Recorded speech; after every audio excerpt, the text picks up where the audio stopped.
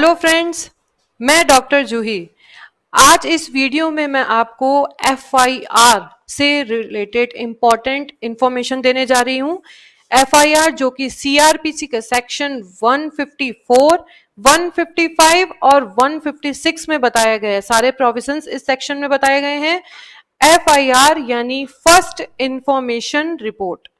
देखिए, जब भी हमारे आसपास कोई क्राइम होता है, जैसे कुछ भी कोई भी क्राइम हुआ, तो सबसे पहला हमारा स्टेप क्या होता है? पास के पुलिस स्टेशन में जाकर एफआईआर दर्ज कराना।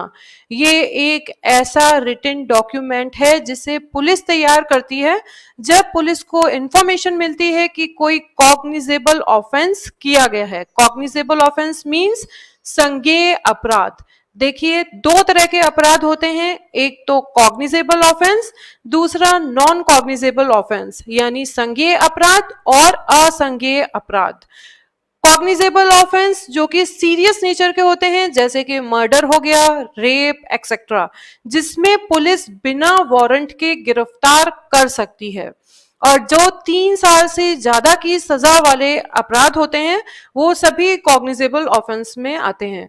और जो नॉन कॉग्निजेबल ऑफेंस है वो कम सीरियस नेचर के होते हैं, जैसे कि इसमें पुलिस बिना वारंट के गिरफ्तार नहीं कर सकती है और इसमें पुलिस बिना मजिस्ट्रेट के ऑर्डर के इन्वेस्टिगेशन भी नहीं कर सकती है। और 3 साल से कम सजा वाले सारे ऑफेंस इसके अंदर आते हैं। तो सीआरपीसी का सेक्शन 154 ये कहता है कि कॉग्निजेबल ऑफेंस होने पर पुलिस को एफआईआर लिखनी ही पड़ेगी। नॉन कॉग्निजेबल ऑफेंस के बारे में सेक्शन 155 डिफाइन करता है।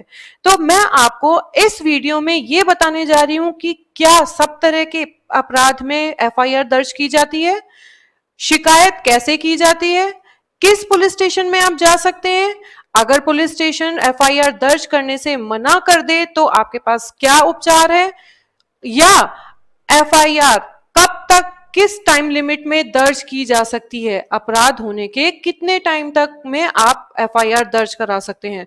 तो इन सभी बातों को मैं आज आपके सामने इस वीडियो में बताने जा रही हूं। देखिए, जब भी आपके सामने क्राइम होता है तो आप क्या करते हैं? पुलिस स्टेशन जाते हैं। आपके सामने एक ये क्वेश्चन उठता होगा कि किस पुलिस स्टेशन में एफआईआर दर्ज की जानी चाहिए। आम लोगों का ये मानना है कि एफआईआर उसी पुलिस स्टेशन में जानी चाहिए जिस पुलिस स्टेशन के एरिया में क्राइम हुआ है, जबकि ऐसा नहीं है। एफआईआर आप किसी भी पुलिस स्टेशन में दर्ज करा सकते हैं, भले ही वो उस एरिया में क्राइम नहीं हुआ हो, उनके एरिया में क्राइम नहीं हुआ हो। जब भी आप एफआईआर दर्ज कराने जाएंगे तो पुलिस एफआईआर दर्ज करेगी। ऐसी एफआईआर को कहते हैं जीरो एफआईआर। अगर उनके एरिया में क्राइम नहीं हुआ है तो एफआईआर दर्ज करने के बाद पुलिस उस एफआईआर को उस पुलिस स्टेशन में भेज देगी जिसके एरिया में क्राइम हुआ है। तो आप किसी भी पुलिस स्टेशन में जा सकते हैं। अब बात करते हैं कि हमें कैसे पता चलेगा कि कोई भी जो अपराध हुआ है वो कॉग्निजेबल है या नॉन कॉग्निजेबल है।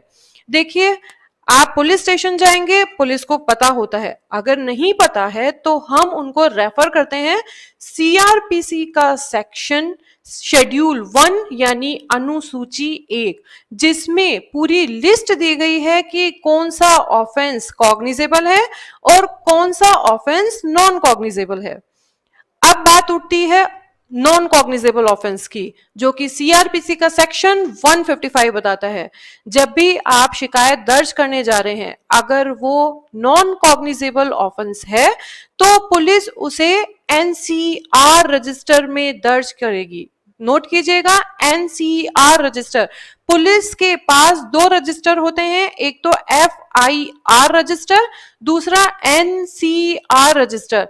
जो कॉग्निजेबल ऑफेंस की शिकायत आने पर एफआईआर रजिस्टर में दर्ज की जाएगी और जो नॉन कॉग्निजेबल ऑफेंस की शिकायत एनसीआर यानी फुल फॉर्म है नॉन कॉग्निजेबल रजिस्टर में दर्ज की जाएगी।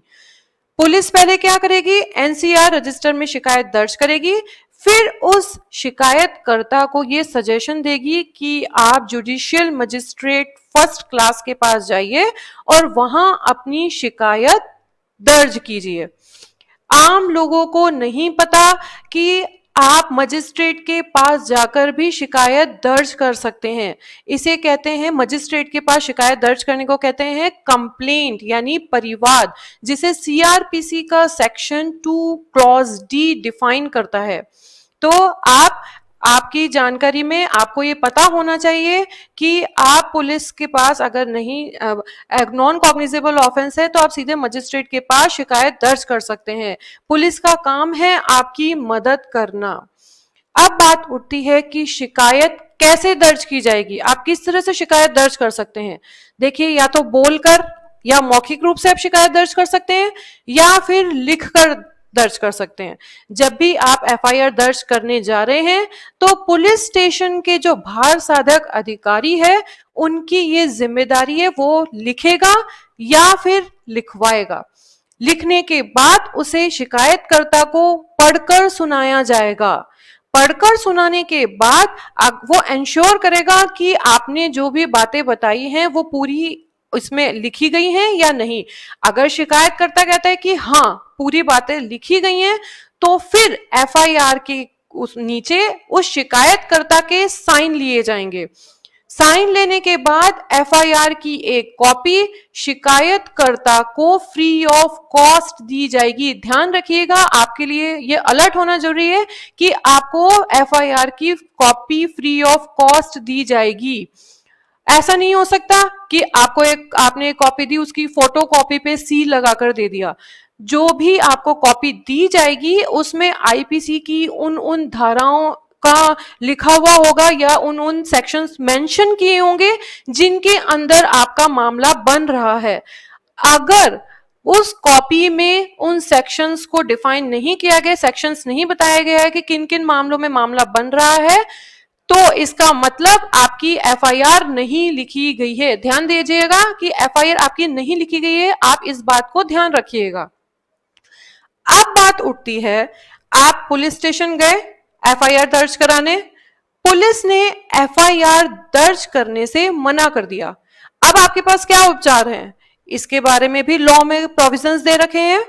सबसे पहला उपचार ये है कि अगर पुलिस एफआईआर दर्ज नहीं करती है, तो आप तत्काल संबंधित एसपी यानी सुपरिटेंडेंट ऑफ पुलिस के पास जा सकते हैं। समरी में लेकर शिकायत दर्ज कर सकते हैं कि देखिए कि मैं इस पुलिस स्टेशन गया था, मैं एफआईआर, लेकिन उन्होंने मेरी एफआईआर नहीं लिखी है।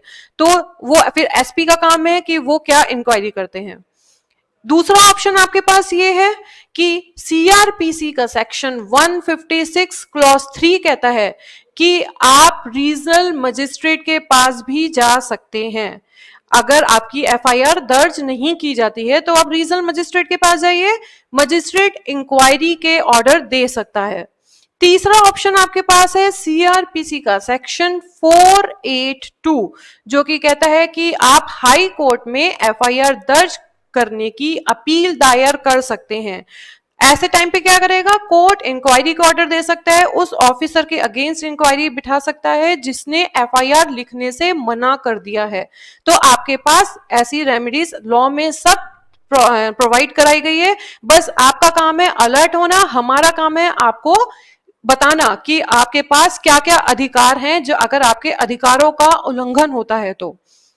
अब बात उठती है कि एफआईआर कितने टाइम में दर्ज की जानी चाहिए, यानी कोई टाइम लिमिट तो होगा कि ऐसा नहीं है कि आप कभी भी जा रहे हैं। हर क्राइम के बाद एफआईआर दर्ज करने की टाइम लिमिट दी गई है, जो कि सीआरपीसी के सेक्शन 468 में बताया गया है। सेक्शन 468, इसमें कहा गया है सेक्शन 468 क्लॉज 2 का क्लॉज ए, सेक्शन 468 का क्लॉज 2A में बताया गया है कि अगर कोई ऐसा क्राइम हुआ है जो कि जिसमें सिर्फ फाइन या जुर्माने का ही प्रावधान है, ध्यान दीजिएगा, जिसमें सिर्फ जुर्माने का ही प्रावधान है, किसी जेल या इम्प्रिजनमेंट का प्रावधान नहीं है, ऐसे क्राइम में 6 महीने की टाइम लिमिट दी हुई है। यानी आप अपराध होने के 6 महीने के अंदर एफआईआर दर्ज करा सकते हैं।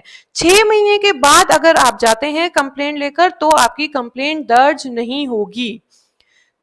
सेक्शन 468 का क्लॉज 2B ये कहता है कि अगर क्राइम ऐसा है जिसमें सजा का प्रावधान 1 साल तक का है, 1 साल तक का है, तो उसमें जो टाइम लिमिट है वो 1 साल तक की है। यानी आप 1 साल के क्राइम होने के 1 साल के अंदर एफआईआर दर्ज करा सकते हैं, लेकिन उसके बाद जाते हैं तो एफआईआर दर्ज नहीं होगी।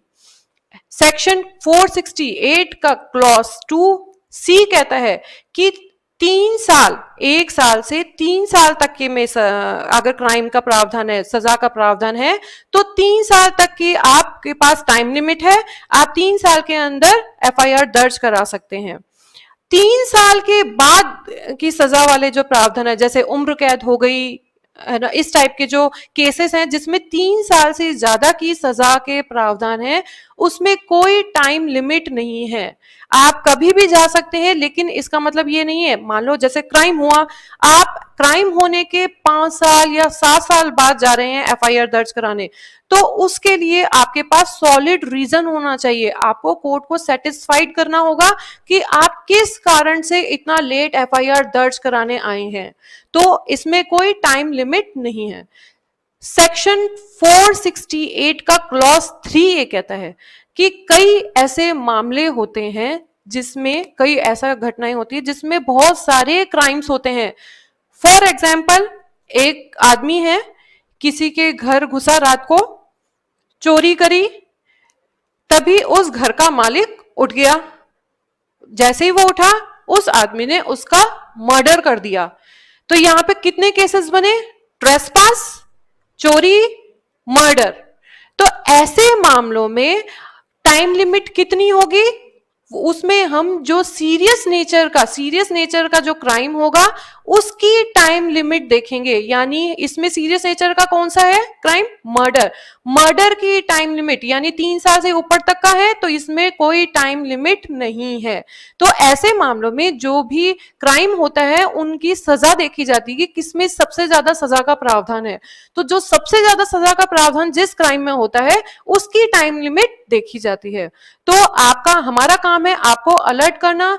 आप जब भी एफआईआर दर्ज कराने जाएं तो आपको अपने अधिकार मालूम होने चाहिए कि आप, अगर आपके साथ कुछ गलत होता है, अगर पुलिस आपकी एफआईआर नहीं लिख रही है, तो आपको पता होना चाहिए कि हमारे लॉ में सब तरह के प्रावधान है उपचार के लिए।